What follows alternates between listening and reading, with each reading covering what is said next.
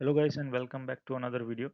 आज के इस वीडियो में हम लोग समझेंगे electric field and electric charges के बारे में। ठीक है, तो बिना किसी देरी के लिए चलिए शुरू करते हैं हमारा वीडियो। तो किसी भी चीज़ को समझने के लिए हम लोग को कोई एक एग्जांपल से बहुत अच्छे से समझ में आता है। तो हम लोग यहाँ पे एक एग्जांपल से समझेंगे कि ये जो आपके सामने जो रेक्टेंगुलर बॉक्स आपको दिख रहा है, मान लीजिए कि ये एक रूम है। ठीक है, और इस रूम के अंदर कुछ लोग प्रेजेंट है। ठीक है, फॉर एग्जांपल ये जो आपको ब्लू कलर के डॉट्स दिख रहे हैं, ये सारे क्या है, ये सारे एक फिजिसिस्ट है फॉर एग्जांपल। ठीक है, इस रूम के अंदर जो ब्लू डॉट्स आपको दिख रहे हैं ये फिजिसिस्ट हैं, और फिर जो येलो डॉट आपके सामने नजर आ रहे हैं वो बिजनेसमैन है सब। ठीक है, ये हम लोग एक एग्जांपल ले रहे हैं कि ब्लू वाले जो है वो फिजिसिस्ट हैं और जो येलो वाले हैं वो सब बिजनेसमैन हैं। ठीक है, अब फॉर एग्जांपल अगर आप सपोज कीजिएगा कि ये जो नया पार्टिकल है, ठीक है, ये जो नया इंसान आया इस रूम के अंदर, ये अल्बर्ट आइंस्टाइन है। ठीक है, तो अब अल्बर्ट आइंस्टाइन आ गया है तो ये सारे फिजिसिस्ट के अंदर चुल मचेगी। ठीक है, तो वो इस इन सब के साथ क्या हो गए, अट्रैक्ट हो जाएंगे कि नहीं, इन सब के आजू बाजू घेरा डला लेंगे तो इनसे अट्रैक्ट हो जाएंगे। अब जो दूसरे व्यक्ति इस रूम के अंदर आए वो थे हमारे मुकेश अंबानी। ठीक है, तो ये सारे बिजनेसमैन जो है वो इनकी तरफ अट्रैक्ट हो जाएंगे। ठीक है, तो ये क्या हुआ कि अल्बर्ट आइंस्टाइन के आने की वजह से जो भी सारे यहाँ पे फिजिसिस्ट थे वो अल्बर्ट आइंस्टाइन की तरफ अट्रैक्ट हो गए, और बिजनेसमैन जो थे मुकेश अंबानी के आने के वो इन सब के बाजू में अट्रैक्ट हो गए। ठीक है, अब इसके अंदर एक और व्यक्ति आता है। ठीक है, ये होता है शाहरुख खान। ठीक है, तो ये सब फिजिसिस्ट थे और ये सब क्या थे, बिजनेसमैन थे। कोई एक्टर या कुछ भी ऐसा कोई है था नहीं, तो शाहरुख खान को कोई अटेंशन मिली नहीं। ठीक है, मैं यहाँ पे बेइज्जती नहीं कर रहा हूँ किसी की, ये तो बस एक एग्जांपल दे रहा हूँ कि यहाँ पे कोई एक एक्टर आ गया कोई सपोज। ठीक है, तो यहाँ पे ये सब अट्रैक्ट हो गए और शाहरुख खान को कोई अट्रैक्ट नहीं हुआ। तो यहाँ पर आपको कंसिडरेशन में क्या लेना है कि ये जो बॉक्स जो था ना आपका, उसको मान लेना है कि इलेक्ट्रिक फील्ड है। जो मैंने आपको समझाया ना, जो ये रूम था उसको इलेक्ट्रिक फील्ड बोलते हैं हम लोग।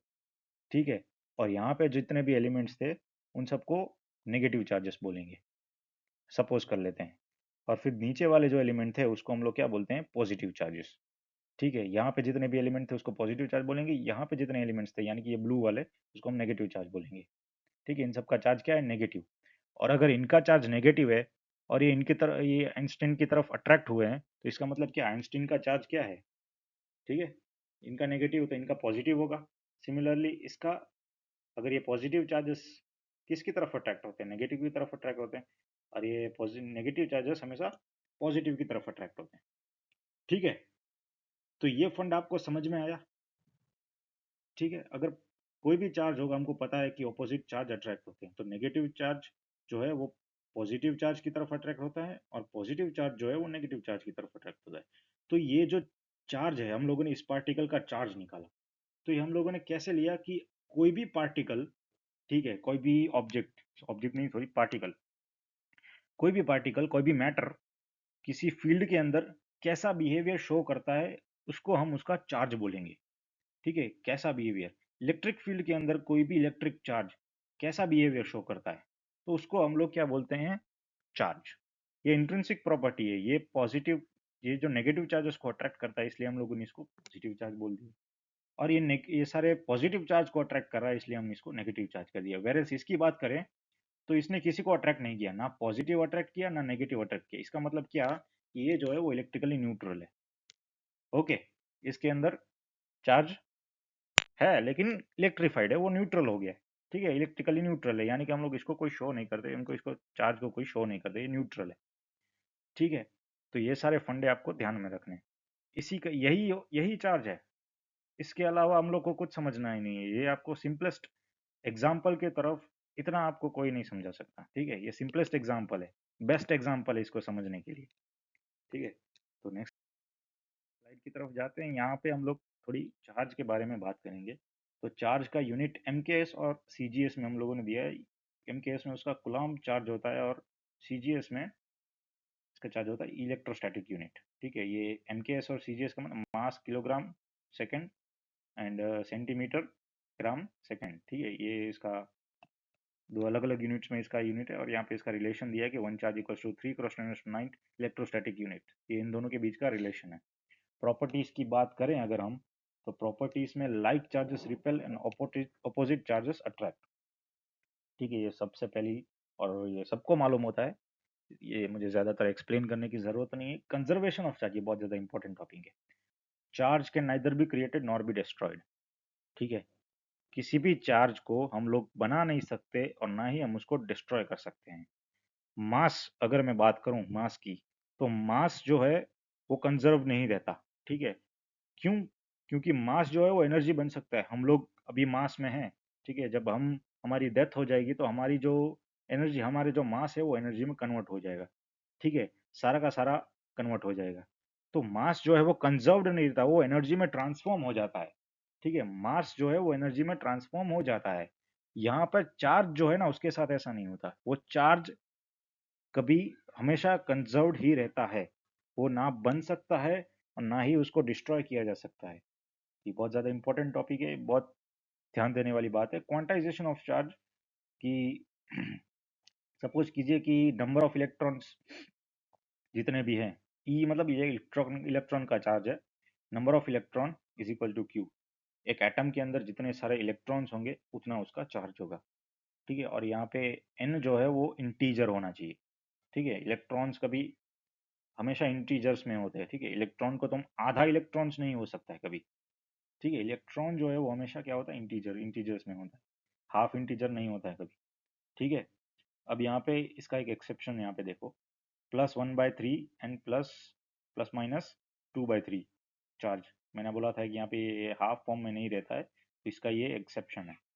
ठीक है, इनको हम लोग +1/3 क्यू और +or -2/3 क्यू, इसको चार्जेस बोलते हैं, इसको क्वार्क्स बोलते हैं। इसका किसी और वीडियो में लेंगे ये कि ऐसा क्यों होता है।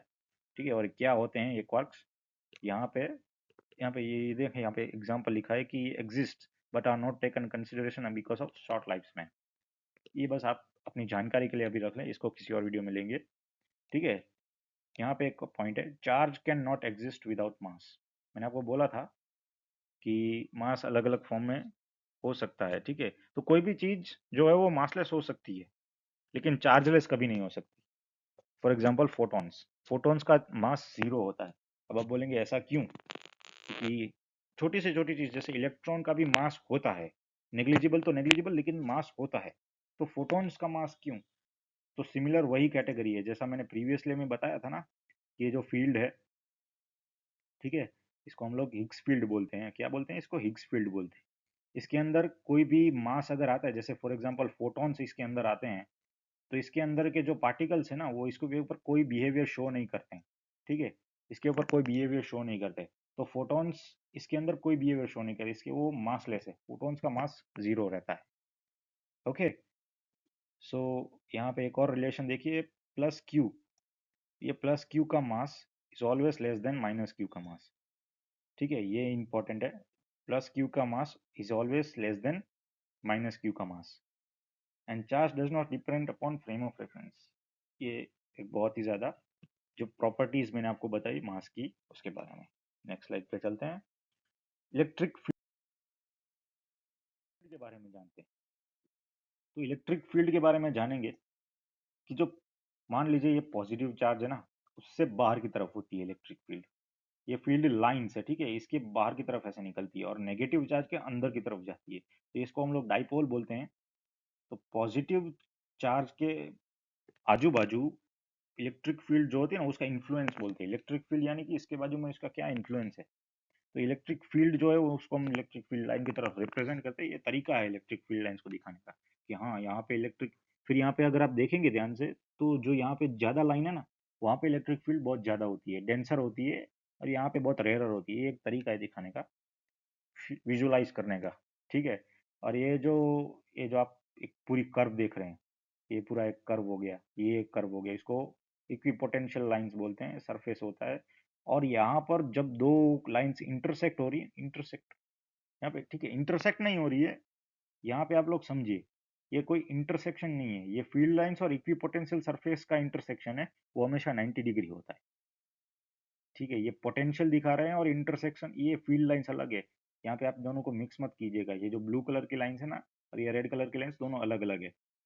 ठीक है, तो ये दो लाइन कभी इंटरसेक्ट नहीं होती है। ठीक है, और हो हो जाएगी तो क्यों नहीं होती है? क्योंकि अगर दो इंटरसेक्ट हो गई, ठीक है, तो वो फील्ड लाइन दो डायरेक्शन दिखाएगा, और ये तो कभी पॉसिबल है ही नहीं फिजिकल। आज की दुनिया में ऐसा कभी पॉसिबल नहीं हुआ है, ठीक है, ये इमेजिनेशन है।